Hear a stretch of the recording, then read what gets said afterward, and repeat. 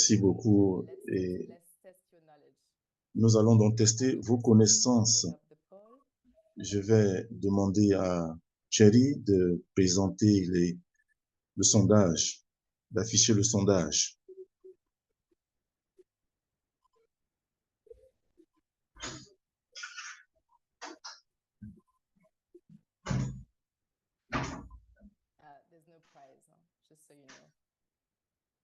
Il n'y a pas de prix à ce sondage. C'est bon à savoir. La première question.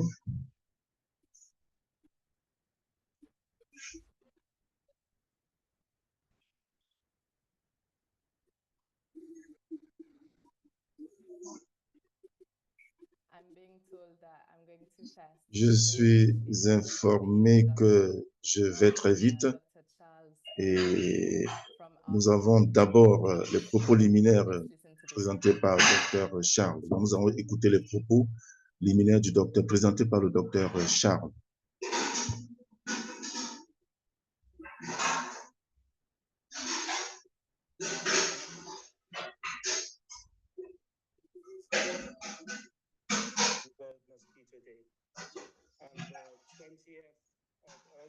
Le 20 août de chaque année, nous commémorons et nous réfléchissons sur les moustiques et les dégâts qu'ils causent dans le monde et dans plusieurs parties du continent dans lequel nous nous trouvons, surtout dans le continent africain. Les moustiques continuent de causer des dégâts et ces dégâts ont été causés pendant des années. Nous regardons les moustiques, surtout le paludisme et la dengue, sur le plan de l'impact économique causé par cette maladie. Vous voyez, lorsque nous allons dans des hôpitaux, nous voulons savoir s'il s'agit du paludisme ou de la dengue et nous constatons que c'est plus les femmes et les enfants qui sont concernés. Et cela, c'est une perte en productivité, perte en revenus. Et nous avons fait une étude récemment qui a révélé que si nous réduisons le fardeau du paludisme, nous allons également augmenter le PIB de 137 milliards. Cela est très important. Nous appelons, nous lançons, donc nous vous exhortons, les journalistes, à nous aider à, n'est-ce pas, présenter l'intersection, la différence entre les moustiques ou s'il s'agit du paludisme ou de la dengue, pour pouvoir identifier les causes de cette maladie. Nous devons donc faire quelque chose à ce sujet. Nous devons poursuivre les investissements, la sensibilisation au sein de nos communautés et nous comptons sur vous pour nous soutenir dans ce projet et nous devons donc avancer ensemble. En ce qui concerne le secteur humanitaire et nos partenaires à l'échelle mondiale, nous ne pouvons le faire, nous ne pouvons pas le faire seuls. Nous comptons sur votre soutien et votre coopération. Et pendant cette réunion, nous espérons pouvoir, n'est-ce pas, recevoir votre soutien.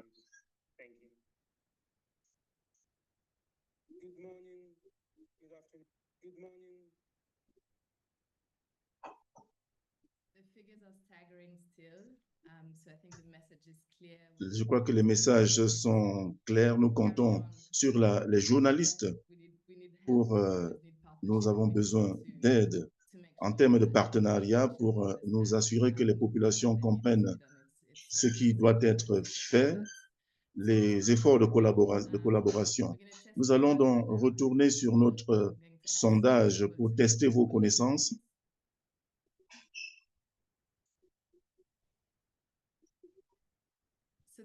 Donc, la première question est de savoir est-ce que vous savez quelles sont les différentes espèces de moustiques qui existent? S'agit-il de 100, 756, 3500 ou 6501 espèces?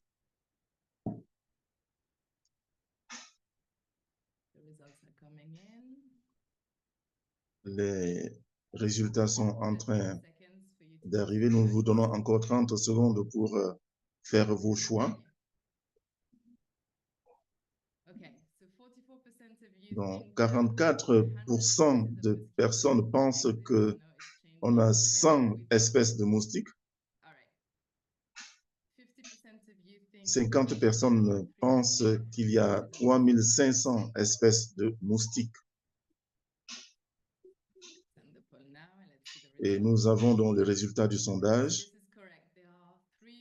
Alors, il s'agit de la réponse aux 3500 espèces de moustiques, parmi lesquelles 837 sont en Afrique. Et parmi ces 837, il y a 3 espèces qui sont responsables de la transmission du paludisme en Afrique. Nous avons la deuxième question. Et je vais donc présenter les images. Et la question est de savoir si vous pouvez identifier la différence entre un moustique anophèle mâle et femelle à partir des images que nous avons. S'agit-il de l'image A ou de l'image B? S'agit-il de l'image A ou bien de l'image B?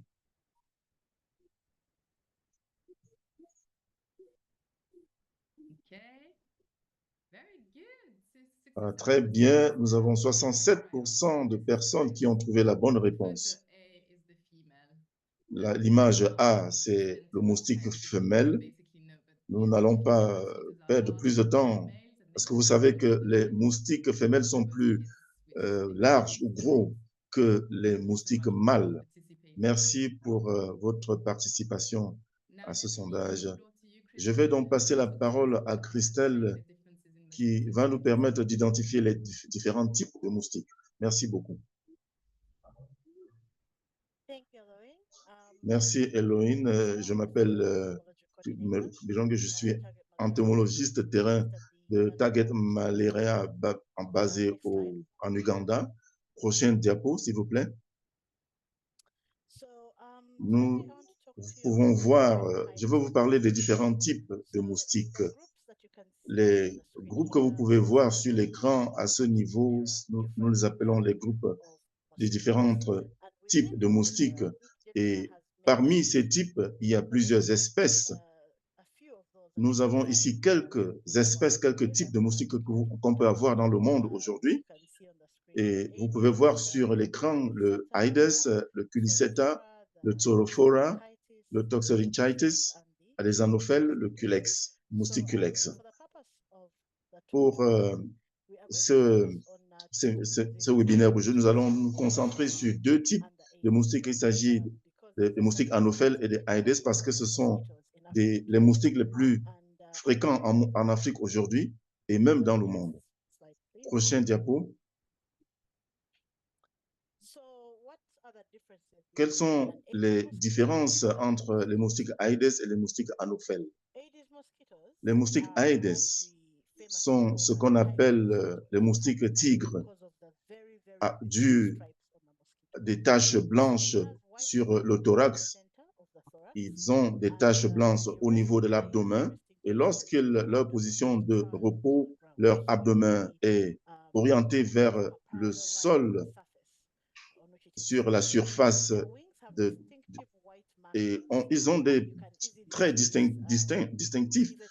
Il s'agit des taches blanches que nous pouvons voir sur leur abdomen. Lorsqu'on regarde les moustiques anophèles, nous constatons que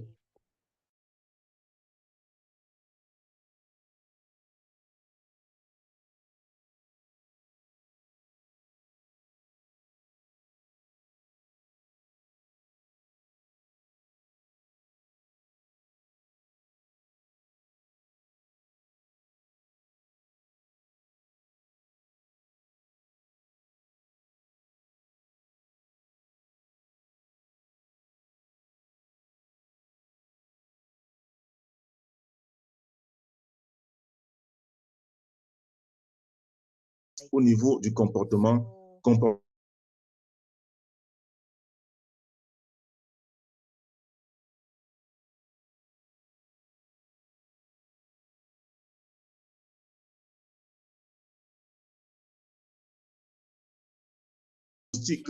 piquent plus dans la journée. Donc, vous allez constater que ces moustiques piquent vers le matin et très souvent aussi dans l'après-midi. pour le moustique du paludisme, c'est des moustiques qui piquent dans la nuit. Donc, les comportements de ces moustiques, c'est que ces moustiques ont tendance à piquer dans la nuit. C'est pour cette raison que nous avons fait, en fait, proposer des mesures pour lutter contre ces moustiques. Et on demande aux gens de dormir sous les moustiquaires parce que ces moustiques ont tendance à piquer tard le soir et dans la nuit. Donc, il y a eu des changements sur le comportement des moustiques et cela, donc, ce sont des éléments clés en ce qui concerne la différence entre les deux moustiques. Prochaine diapo. Ces moustiques sont également distingués à partir de leur habitat. Il y a plusieurs types de moustiques et certains moustiques Aedes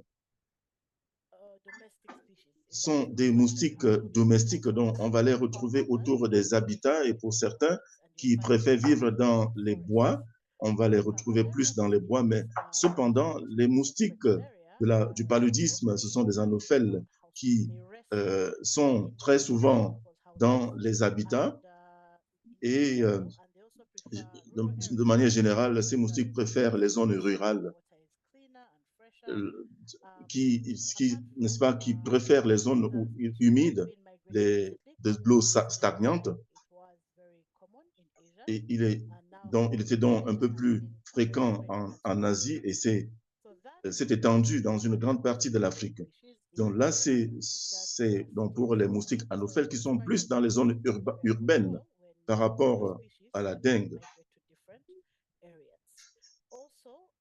Aussi, nous allons constater que certaines espèces Aedes préfèrent vivre aussi en dehors des habitats, tandis que les moustiques du paludisme vivent à l'intérieur des habitats. Prochaine diapo. Il est important de noter que nous avons près de 150 millions d'années d'évolution entre les moustiques Aedes et les moustiques anophèles. Ces deux moustiques ne peuvent pas s'accoupler. On ne peut pas, un moustique Aedes, un moustique anophèle ne peuvent pas produire des moustiques. Prochaine diapo, s'il vous plaît. Tous les moustiques ont le même cycle de vie. Nous avons ici les étapes, pardon, du cycle de vie. Les moustiques pondent les œufs sur la surface de l'eau et ces moustiques, n'est-ce pas, produisent ce qu'on appelle les embryons et ensuite ces embryons,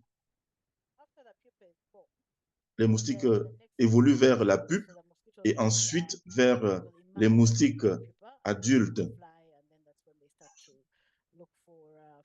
Et c'est à partir de ce moment que les moustiques donc commencent à chercher à manger et transmettent donc le paludisme.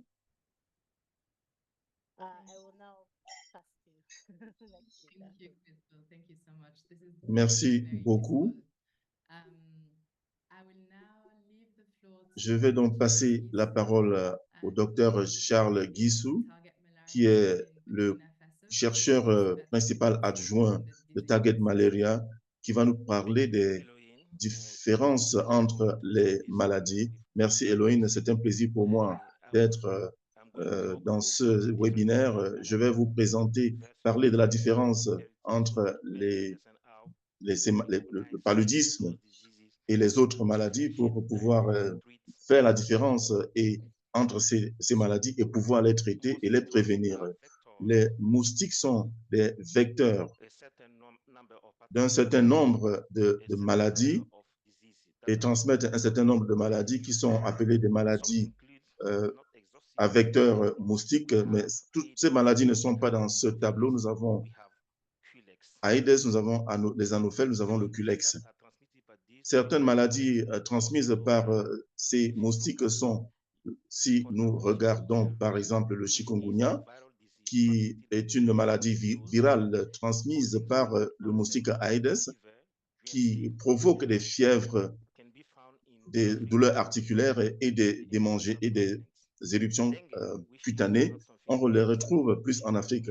La dengue, qui n'est pas une maladie nouvelle, c'est une maladie virale causée par le virus de la dengue qui cause des fièvres, des maux de tête et des douleurs musculaires ainsi que des éruptions cutanées. La plupart du temps, la dengue se trouve dans les zones tropicales et les zones subtropicales, surtout dans les zones urbaines.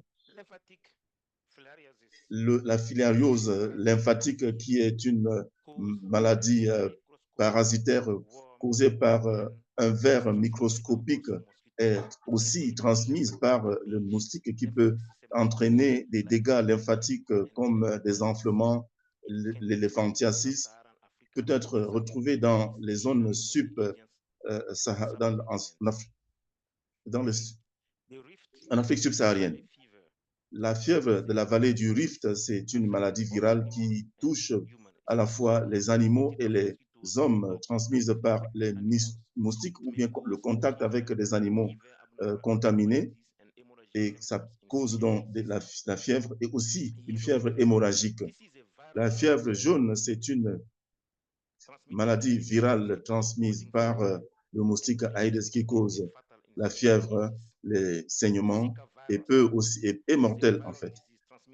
Le Zika, c'est une maladie virale transmise par l'Aedes qui cause des symptômes légers, et le paludisme qui est une maladie mortelle causée par le plasmodium, transmise par la piqûre du moustique Anophèle, caractérisée par la fièvre, et nous avons l'encéphale japonaise qui est transmise par le culex. Prochaine diapo. Quels sont les différents types de transmission de ces maladies? La différence principale entre la dengue et le paludisme en matière de transmission concerne les agents pathogènes. Le paludisme, c'est une maladie transmise par le paludisme.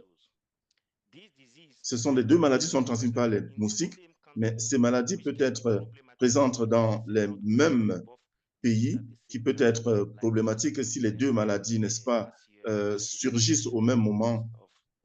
Comme en 2022, on a eu une épidémie à la fois de la dengue et du paludisme. La dengue est causée par le virus de la dengue qui est transmise par la piqûre d'un moustique Aedes femelle, tandis que le paludisme est causé par le plasmodium qui est transmis par la piqûre d'un moustique Anophèle infecté.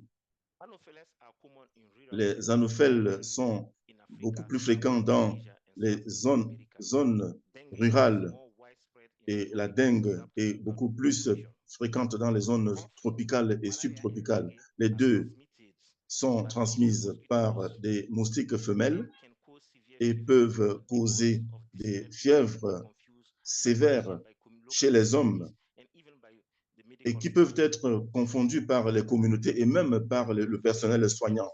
Cependant, ces deux maladies sont causées par des deux types de moustiques différents, Aedes pour la dengue et l'Anophèle pour le paludisme.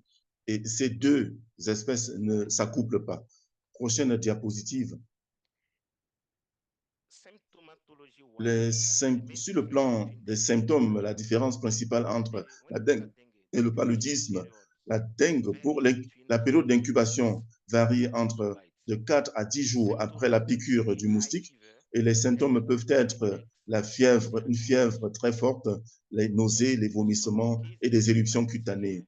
Dans certains cas, comme la dengue sévère, il est nécessaire d'avoir une hospitalisation, tandis que les symptômes du paludisme commencent entre 10 à 15 jours après la piqûre par un moustique infecté. Les symptômes peuvent aller des symptômes légers à des symptômes mortels. Il s'agit des maux de tête, des frissons, et aussi parfois on peut avoir des cas de fatigue, de la confusion, des convulsions et des difficultés à respirer. Quelles sont les les principales différences en termes de présentation clinique. Les deux maladies ont tous le même symptôme, à savoir la fièvre. Mais lorsqu'on regarde au niveau du paludisme, c'est une sorte de mouvement qui monte et qui descend, qui correspond, n'est-ce pas, au cycle de vie du paludisme, tandis que pour la dengue, la fièvre est continue et très élevée et très souvent qui dure 3 à 7 jours. On peut également avoir des éruptions cutanées. On peut, tout comme pour le paludisme, on a des éruptions cutanées, mais chez la dengue également, on a des éruptions cutanées qui peuvent aller jusqu'à 10 jours. Pour le paludisme, il n'y a pas de saignement, sauf si c'est un paludisme sévère ou grave. Pour la dengue, les saignements peuvent être possibles. On peut avoir des saignements au niveau du nez, surtout en ce qui concerne les cas sévères, les cas graves. Pour le paludisme, généralement, on a des douleurs articulaires moins graves que la dengue. Pour la dengue, on a des douleurs articulaires et des douleurs osseuses. Prochaine diapositive.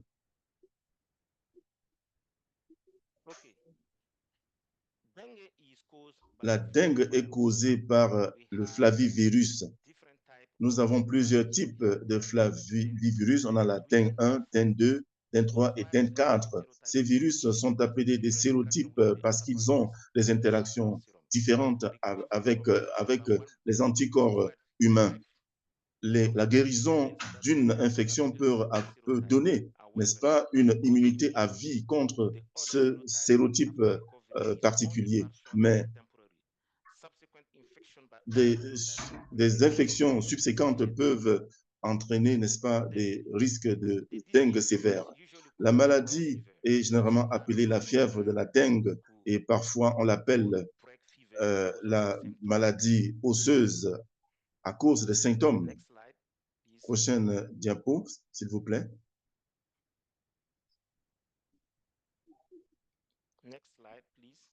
Prochaine diapo. Pour le paludisme, nous avons 5 espèces de plasmodium qui causent le paludisme et 2 de ces espèces, surtout le plasmodium falciparum et le plasmodium vivax, sont les plus dangereux. Le plasmodium falciparum est le plus mortel et plus fréquent dans le continent africain, tandis que le plasmodium vivax est le parasite le plus prédominant dans les pays en dehors de l'Afrique subsaharienne. Cette maladie s'appelle le paludisme. Prochaine diapo.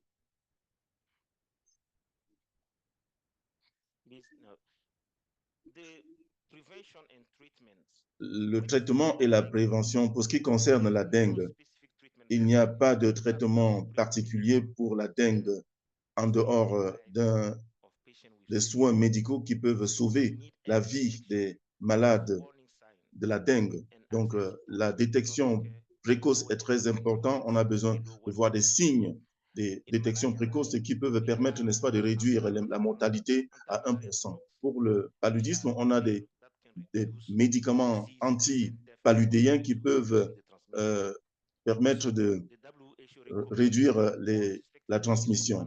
L'OMS recommande que tous les cas de paludisme doivent être confirmés par des diagnostics à travers un microscope ou bien à travers un test de diagnostic rapide. Et le paludisme nécessite le traitement à travers les médicaments. Pour la prévention, en ce qui concerne la dengue, jusqu'aujourd'hui, la méthode principale de lutte contre ou de prévenir la dengue, c'est de lutter contre le moustique vecteur à travers la gestion de l'environnement ou la réduction des sources.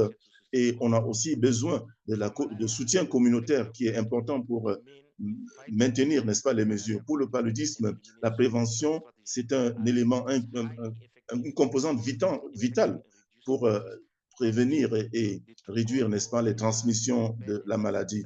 Les deux interventions, pour les deux interventions, il y a donc l'utilisation des moustiquaires imprégnés et des produits contre les moustiques. Prochaine diapositive. En ce qui concerne les chiffres, l'incident mondial de la dengue a connu un pic dramatique, un pic. On est passé de 500 430 cas en 2000 à 6,5 millions de cas en 2023, soit une augmentation, soit 10 fois plus que le précédent chiffre. En 2022, l'Afrique abritait 94% de tous les cas de paludisme et 95% de décès. Les enfants de moins de 5 ans représentent près de 78% de tous les cas de décès dus au paludisme en Afrique. Cela signifie que chaque année, nous avons près de 2 millions de décès, près de 2 millions de cas de paludisme en Afrique. Le paludisme ne tue pas seulement, mais crée, n'est-ce pas, a un impact économique énorme. Merci beaucoup, Dr. Charles. Un bref rappel pour les journalistes peuvent déjà envoyer les questions et nous allons répondre au fur et à mesure. Merci beaucoup, Dr. Charles. Je vais passer la parole maintenant au docteur Philippe Chiguya qui va nous parler, n'est-ce pas, de dissiper les mythes entre la dengue et le paludisme. Merci beaucoup, Eloïne. Bonjour. Je vais vous parler de la dissipation des mythes entre la dengue et le paludisme. Donc, le premier mythe, c'est que le paludisme est causé par un mauvais air. Et ce terme paludisme provient d'un terme italien qui signifie mauvais air, et c'est comme nous l'avons aujourd'hui. Donc, lorsqu'on met ensemble ces deux malades air, on pense que le paludisme est causé donc par de l'air pollué qui vient des régions marécageuses. Mais la science nous démontre aujourd'hui que le paludisme est causé par un plasmodium qui est transmis par le moustique anophèle femelle. Donc, le paludisme n'est donc pas causé par un mauvais air, mais par le plasmodium transmis par la piqûre d'un moustique femelle. Le deuxième mythe qui est fréquent en ce qui concerne la dengue et le paludisme, c'est que le paludisme peut être transmis d'une personne à une autre personne. Mais en réalité, le paludisme n'est pas contagieux et ne peut pas être transmis d'une personne à une autre, tout comme le rhume ou bien la grippe. Le paludisme est transmis par la piqûre d'un moustique et c'est le mode de transmission principal du paludisme. Il est donc important pour les personnes vivant dans les zones exposées au paludisme de se protéger contre la piqûre des moustiques. Et très souvent, je dois insister que parfois, n'est-ce pas, le paludisme peut être transmis par des transfusions sanguines. Mais pour les transfusions sanguines, il y a d'abord des examens, des tests qui s'assurent que le sang, en fait, est sain avant d'être transfusé. Et on a aussi parfois des femmes enceintes à qui on demande, n'est-ce pas, de se protéger contre le paludisme pour éviter de transmettre cette maladie à leur bébé. L'autre mythe, c'est que seules les personnes pauvres sont touchées par le paludisme. Bien que le paludisme soit fréquent dans les régions à faible revenu, toute personne qui vit dans des zones endémiques peut également être contaminée par le paludisme, dont peu importe, n'est-ce pas, leur statut économique. Donc, toute personne qui est piquée par un moustique qui est infecté et qui peut transmettre le paludisme peut attraper le paludisme. Dans les pays où les revenus sont élevés, il y a également des cas de paludisme. Donc, le paludisme peut toucher tout le monde. Il ne s'agit pas d'une maladie des pauvres, comme on a tendance à le croire. Maintenant, pour ce qui concerne la dengue, bien que on pense que la dengue survient beaucoup plus en saison pluvieuse, il est peut-être vrai que pendant la saison des pluies, on a plus de cas de la dengue, juste parce que les vecteurs, n'est-ce pas, se développent beaucoup plus. C'est pour cela qu'on a tendance à penser que la saison des pluies, n'est-ce pas, est la période où la dengue se développe. Mais là, on peut être contaminé par la dengue tout au long de l'année. Donc, il est important d'avoir des méthodes de prévention tout au long de l'année lorsqu'on vit dans des régions endémiques à la dengue. Le quatrième mythe, c'est le fait que les moustiques transmettent la dengue piquent uniquement dans la nuit. Mais Christelle nous a expliqué clairement que les moustiques Aedes qui transmettent la dengue sont des piqueurs diurnes. Donc, ce sont des moustiques qui piquent au crépuscule et à l'aube. Cela est différent pour l'anophèle, moustique anophèle qui pique plus dans la nuit. Donc, étant donné que ce sont des moustiques qui piquent en journée, donc les dengues peuvent être transmises par les moustiques qui piquent dans la nuit. Donc, il faut donc mettre en place des mesures de prévention ou de protection pour éviter des piqûres par les moustiques Aedes dans la journée, pas uniquement dans la nuit. Le dernier mythe que je voudrais présenter, c'est sur le jus à base de feuilles de papaye, qui est une croyance fréquente qu'on pensait que ce jus, n'est-ce pas, est le traitement contre le paludisme. Il n'existe pas de traitement pour la dengue.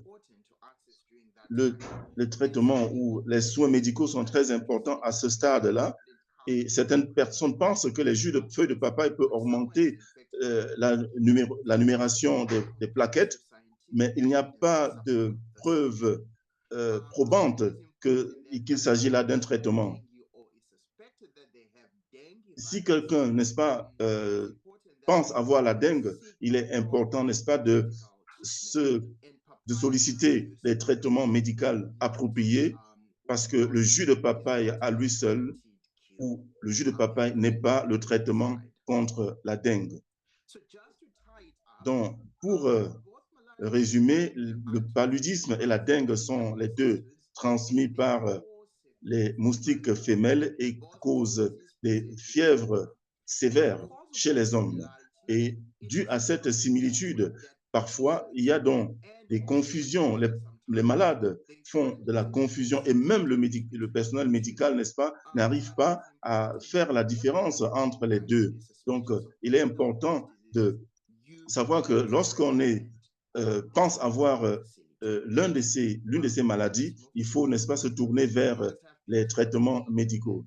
Nous avons ici les images des moustiques anophèles dengue et moustiques anophèles. Donc, pour conclure, la dengue et le paludisme sont deux maladies différentes qui sont causées par des agents pathogènes différents et transmis également par deux espèces de moustiques différents. Donc, les moustiques Aedes transmettent la dengue, tandis que les moustiques anophèles transmettent le paludisme. Il y a donc généralement un mauvais diagnostic entre ces deux maladies est fréquent et entraîne la prévalence de la co-infection. Merci, docteur Philippe. Nous allons aller rapidement parler des innovations en ce qui est dans la lutte contre le paludisme. Et vous pouvez continuer à envoyer vos questions dans la page questions et réponses et nous allons vous donner des réponses appropriées. Merci, Elohine. Je vais parler rapidement de certaines solutions innovantes dans la lutte contre le paludisme. Nous avons eu, n'est-ce pas, il y a quand même de l'espoir, je le dirais. Il y a des vaccins comme le RTS-S qui existe depuis un certain temps. Nous avons donc 2 vaccins qui ont été approuvés par l'OMS Et l'un des vaccins est en cours de production. Il y a donc le RTS-S vaccin qui est le premier vaccin à être approuvé par l'OMS et le,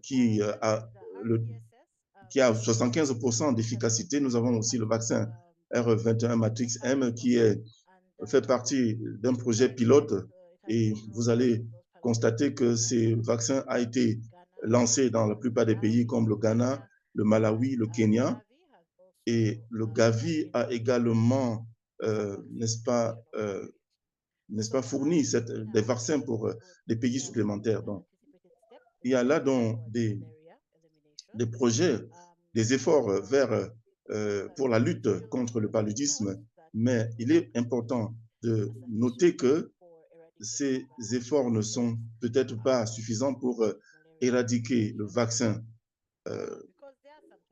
parce qu'il y a des défis qui restent. Par exemple, il y a donc des capacités de production limitées et aussi, il y a aussi la politique d'allocation des vaccins.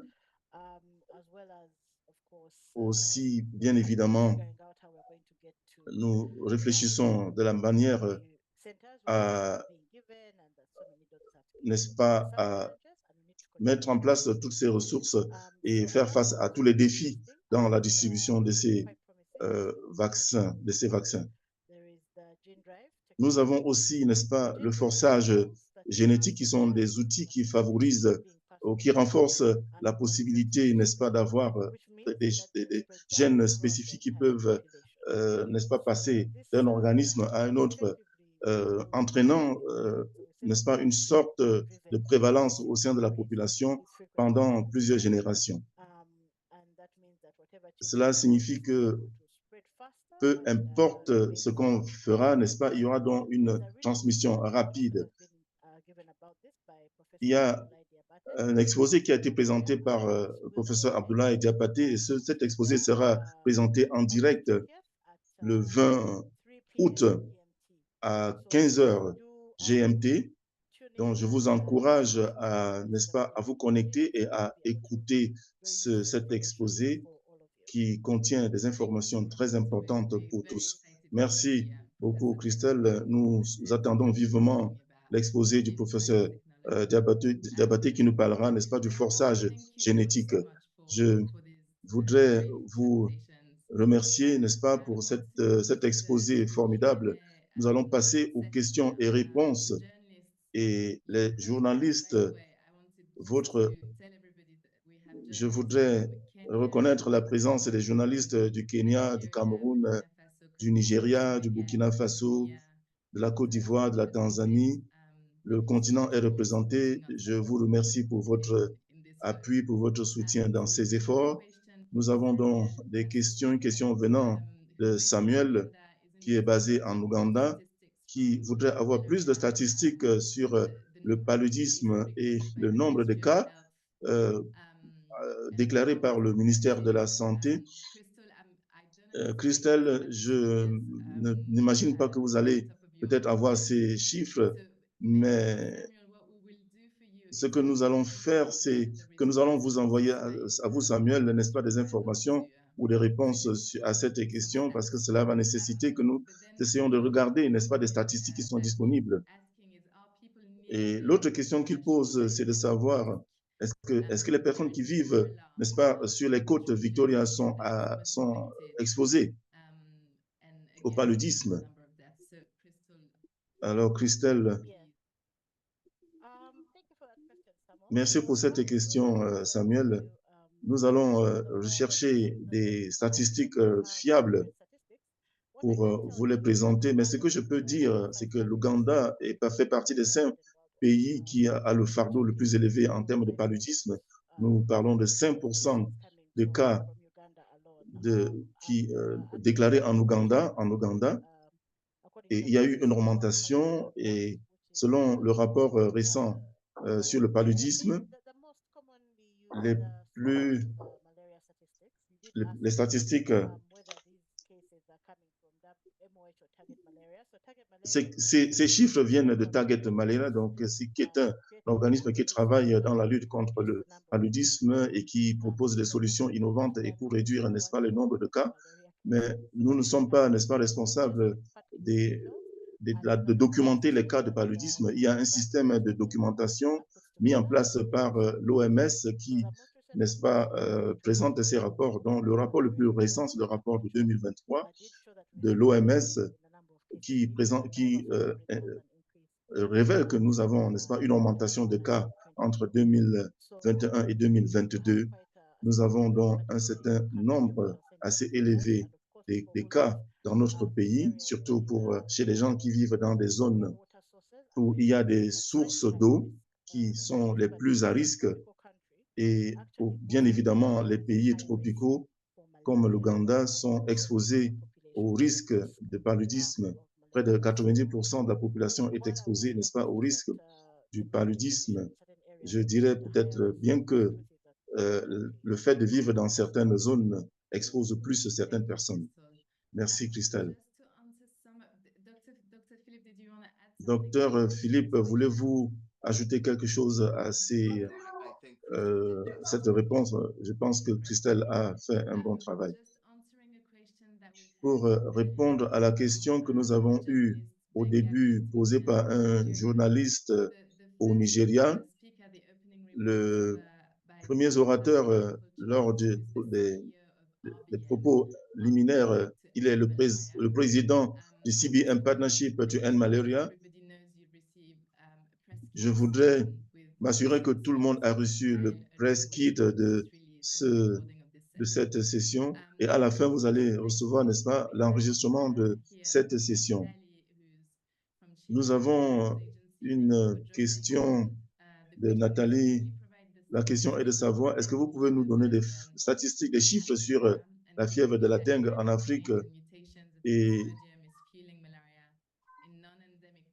est-ce qu'on peut également faire établir le lien entre le changement climatique et le paludisme? Docteur Philippe Chikiya, voulez-vous répondre à cette question? Merci pour cette question. Je n'ai pas les statistiques, les chiffres disponibles. Je crois que l'équipe pourra vous orienter vers les ressources fiables.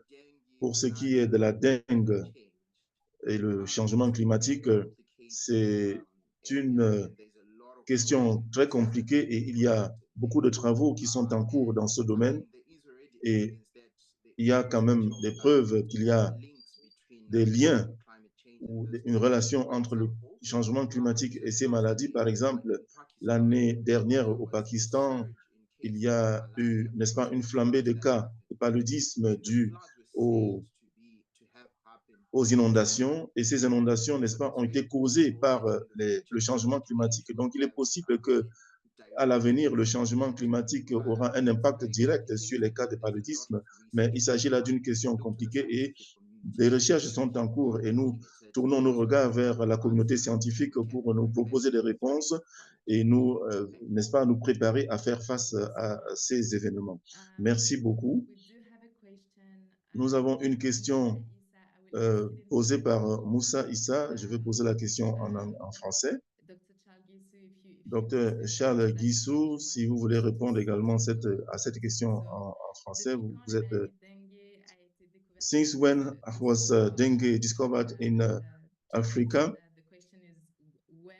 La question est de savoir depuis quand la dengue a été découverte en Afrique. Docteur Charles, est-ce que vous pouvez répondre à cette question? Thank you so much, Elohim. Merci. Thank you for the question. I would say that dengue is not recent in Africa. Since some decades that we've been having these cases in Africa with various cases, but I would talk about the case of Burkina Faso, where we have a case of dengue in 2013 and 2016 and 2017. We had another case of dengue in 2023. it was the deadliest case in Africa because in Burkina Faso we had more than 150,000 cases of dengue and over 700 deaths. These are figures given by the Minister of Health in Burkina Faso, showing that dengue cases are becoming frequent in Africa and in many countries. And this is a case for reflection to reflect on cases on how to fight against dengue and also other diseases transmitted by mosquito. Nous avons une question posée à Christelle.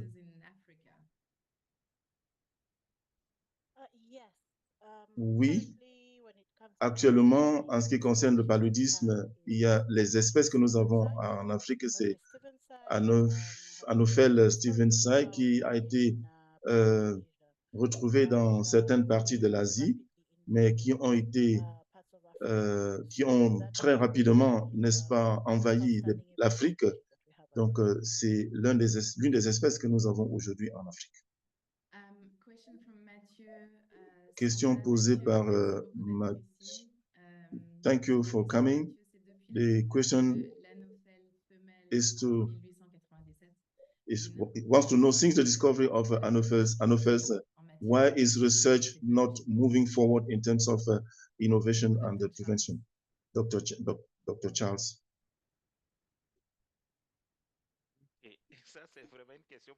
This is a question for entomologists.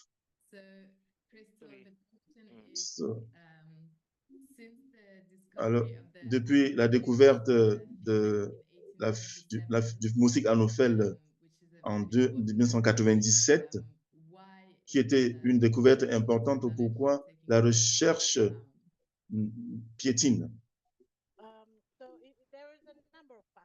Il y a plusieurs facteurs liés à cela. Il ne s'agit pas d'un seul facteur.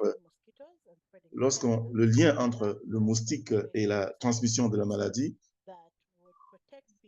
a, n'est-ce pas, permis de développer des outils pour protéger les populations contre les piqûres des moustiques.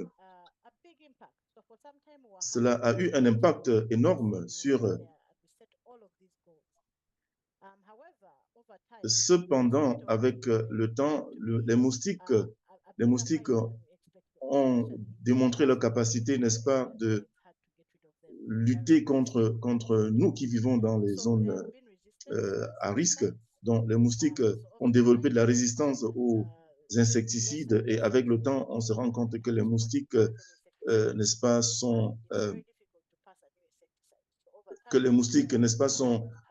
les moustiques réussissent, n'est-ce pas, à résister aux insecticides. Et avec le temps, donc, on se rend compte de cet élément. Et les moustiques ont changé également des comportements et piquent les gens avant qu'ils entrent dans leur moustiquaire ou piquent les gens dans d'autres endroits comme dans les toilettes. Donc, il y a le changement climatique également qui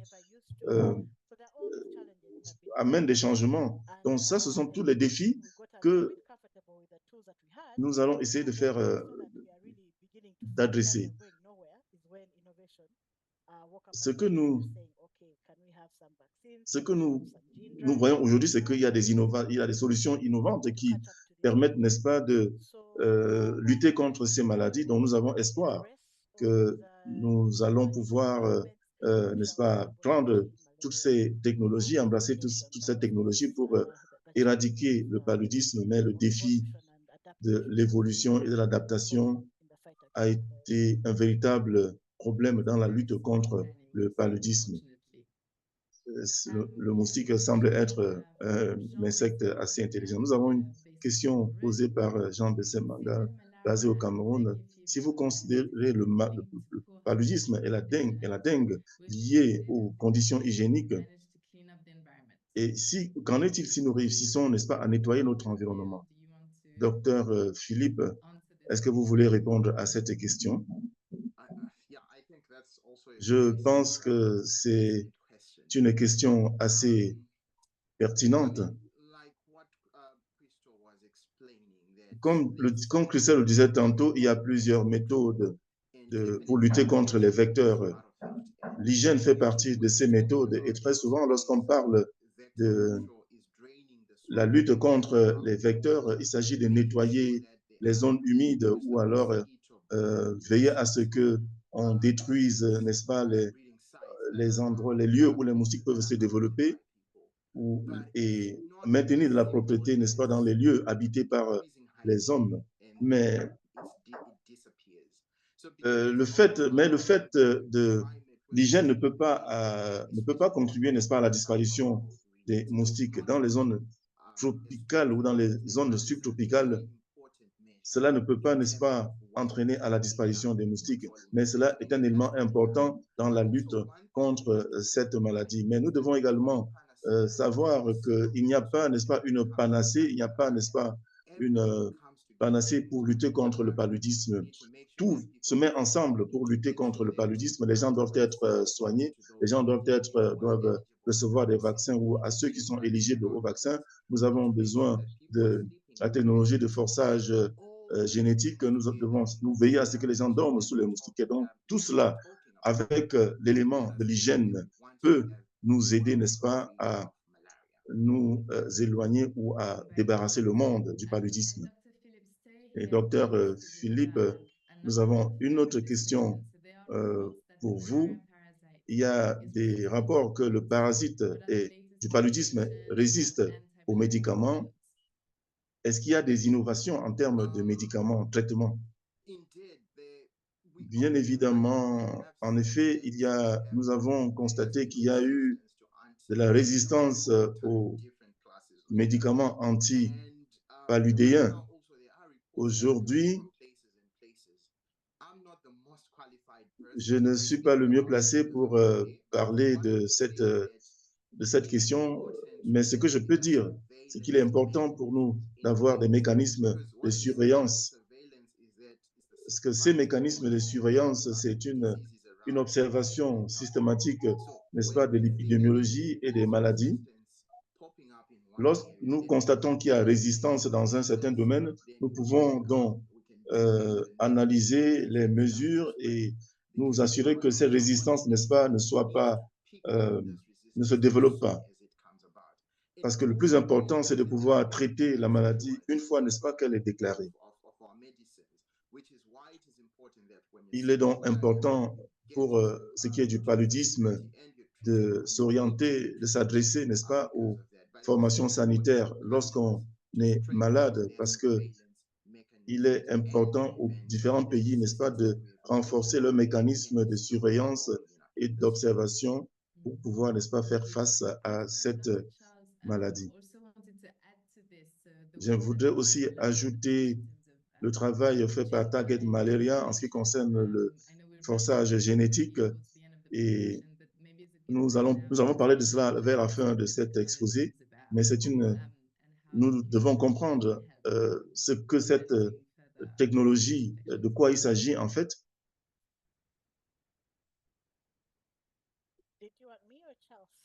La question s'adresse à moi ou bien à Charles? Bon, vous avez ouvert votre micro, la première. Donc, très brièvement, Target Malaria travaille avec le forçage, la technologie de forçage génétique.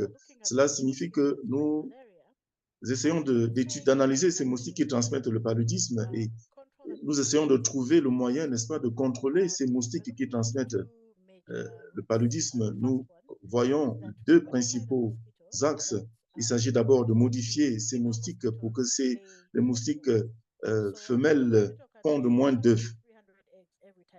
Un moustique peut pondre 200 à 300 œufs et peut le faire au cours de son cycle de vie. Donc, si ces moustiques sont modifiés pour pondre, n'est-ce pas, un nombre réduit de ces œufs, c'est un élément qui peut être pris en compte.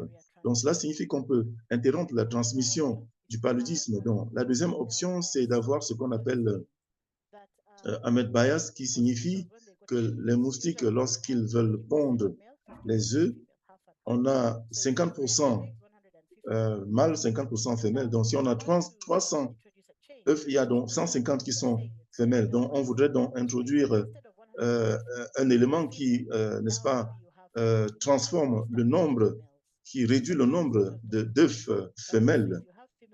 Et lorsqu'on a donc les femelles qui vont, en fait, ces œufs vont, on va peut-être réussir à réduire la population des moustiques si on réussit, n'est-ce pas, à modifier les œufs ou les moustiques. Et à ce moment-là, donc, il y aura donc moins de moustiques qui vont transmettre les maladies. Donc, nous allons donc travailler sur ces méthodes qui, il y a bien évidemment, n'est-ce pas, des difficultés à parvenir à éliminer le paludisme. Donc, j'ai essayé de présenter de manière très simple cet élément innovant, à savoir le forçage génétique qui permet, n'est-ce pas, de modifier les moustiques.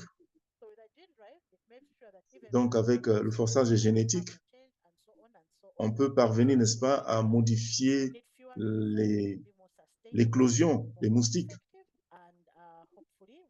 Et nous avons espoir avec cela que nous pouvons atteindre nos objectifs. Merci beaucoup, Christelle. Juste pour, pour, pour des raisons linguistiques,